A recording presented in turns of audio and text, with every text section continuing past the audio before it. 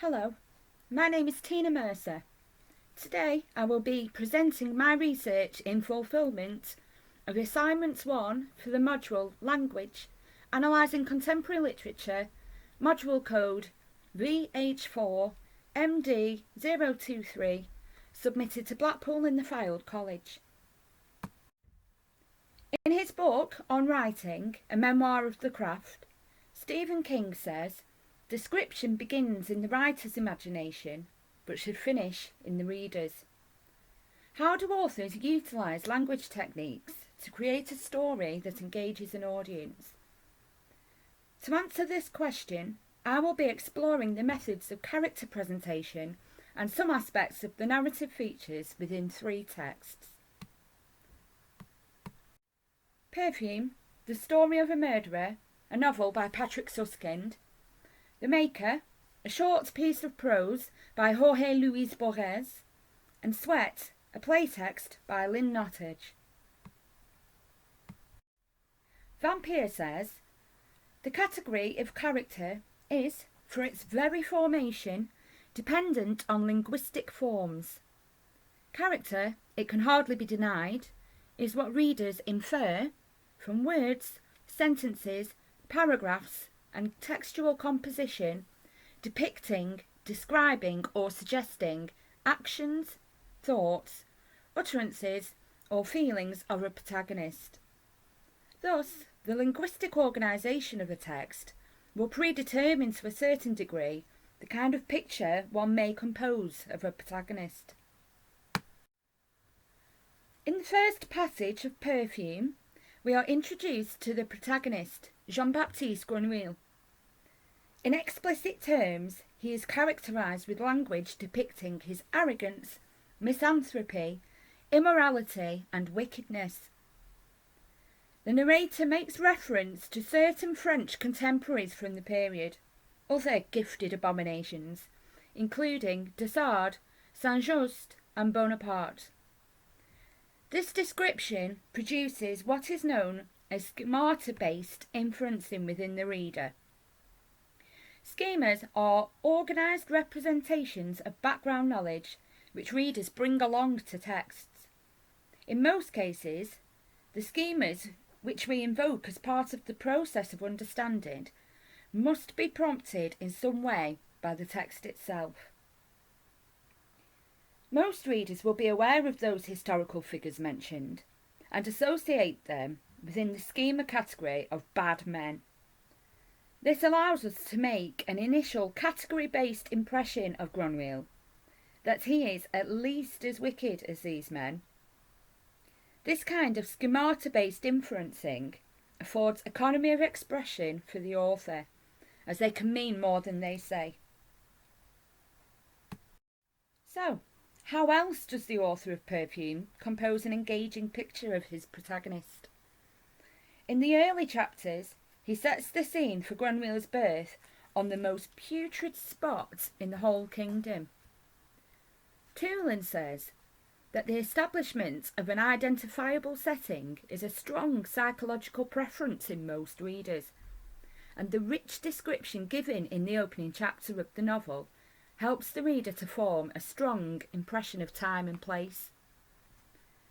The narrator makes use of parallelistic deviation with repetitive use of words including stench, stank, putrid and foul, which are used far more regularly than would be found in everyday language.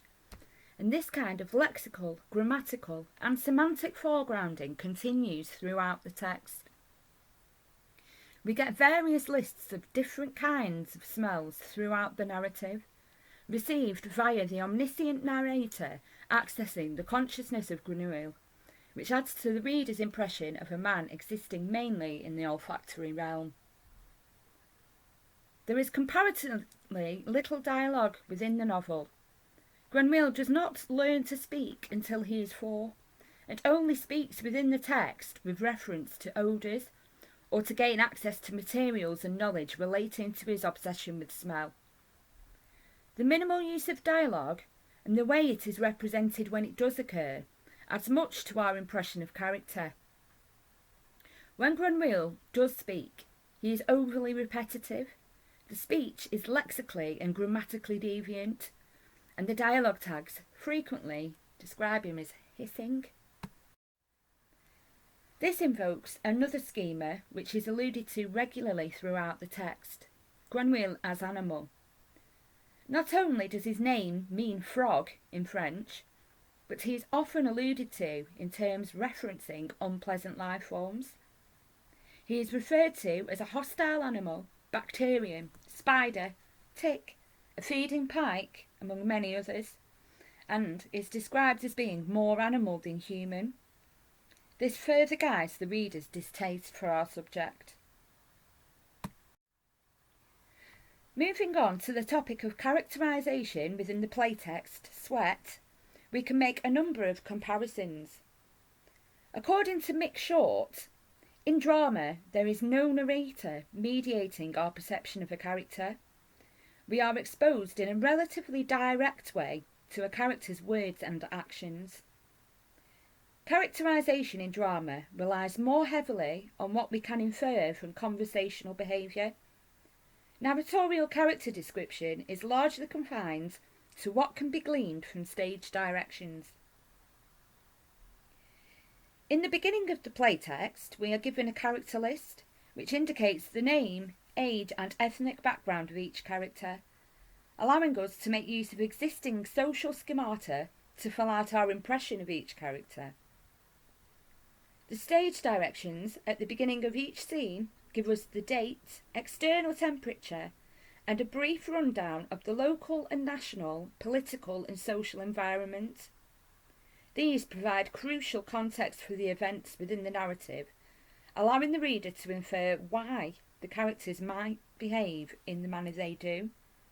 But the information is encoded in a more implicit fashion compared to the narrative style within Perfume, and it is mainly through the characters' dialogue that we are provided with an ideological point of view.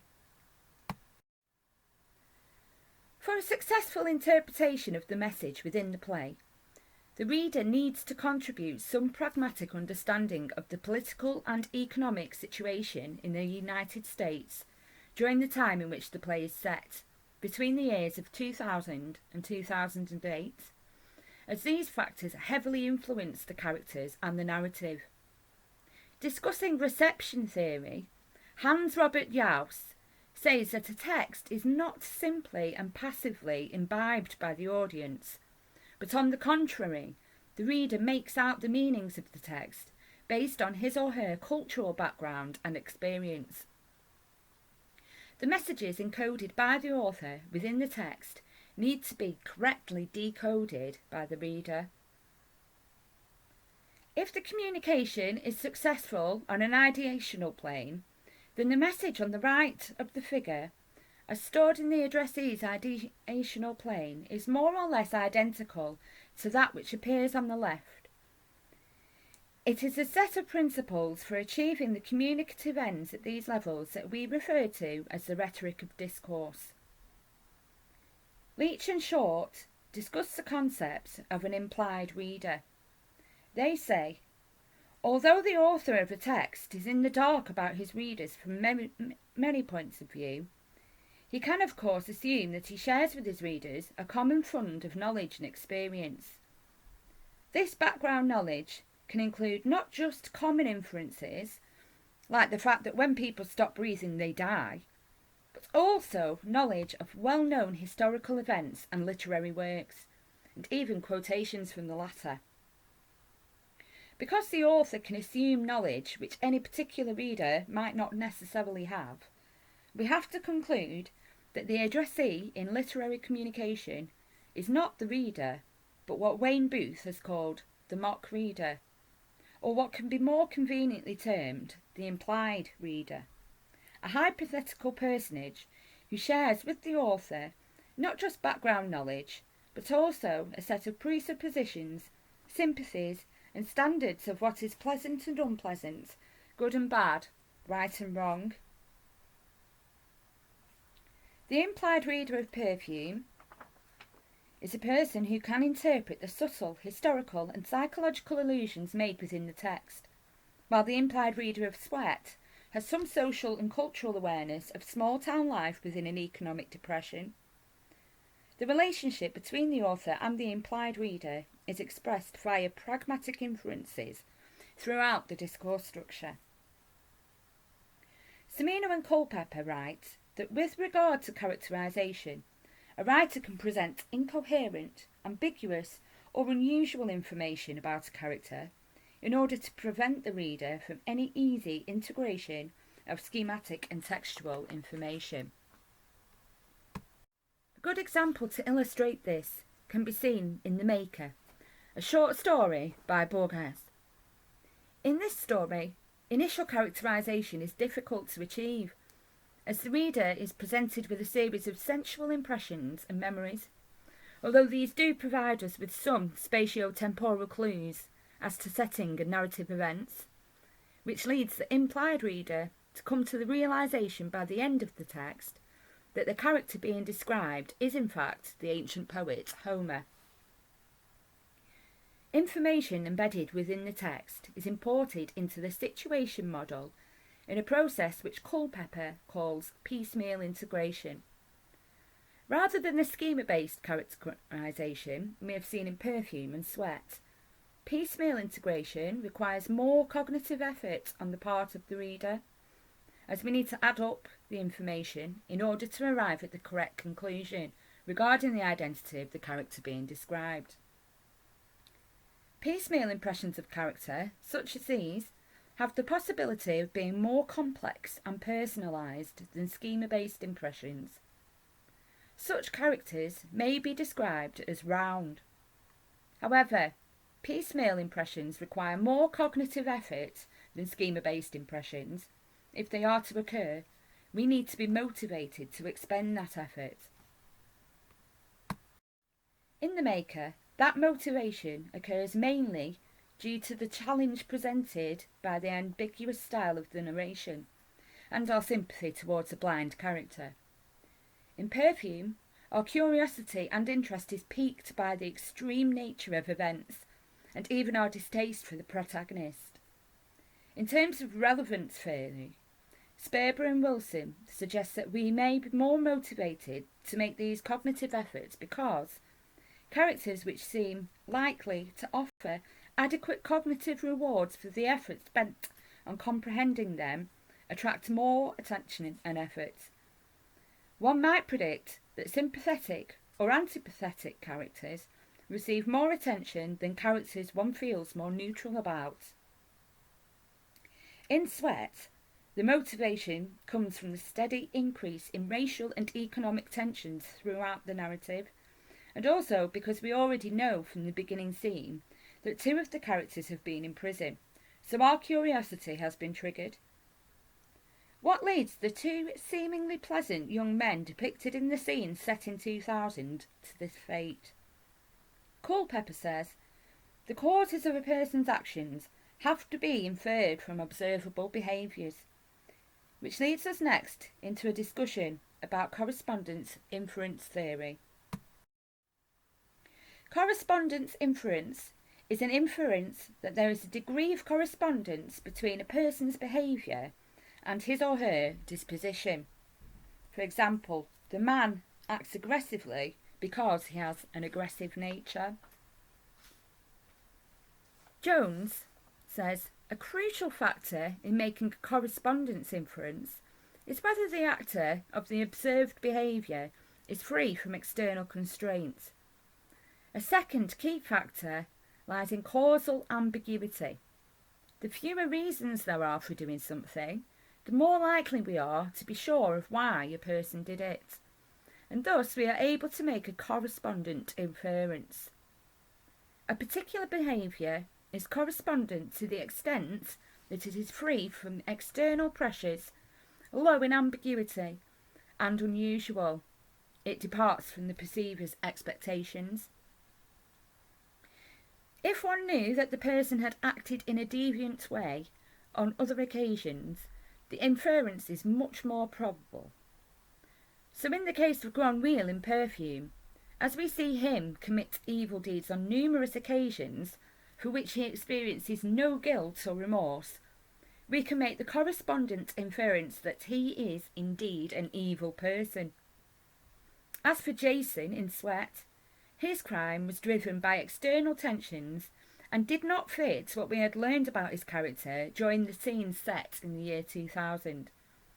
It was an isolated incident for which he expressed guilt, and as such we cannot make the definitive correspondent inference that he is an evil person based upon his crime. Throughout this presentation, we have examined some of the techniques used by authors and readers in the collaborative process of characterisation, and the way the reader processes cognitive stimuli. We have discussed some critical stylistic theories and explained some of the underlying concepts and principles used in a stylistic analysis of texts.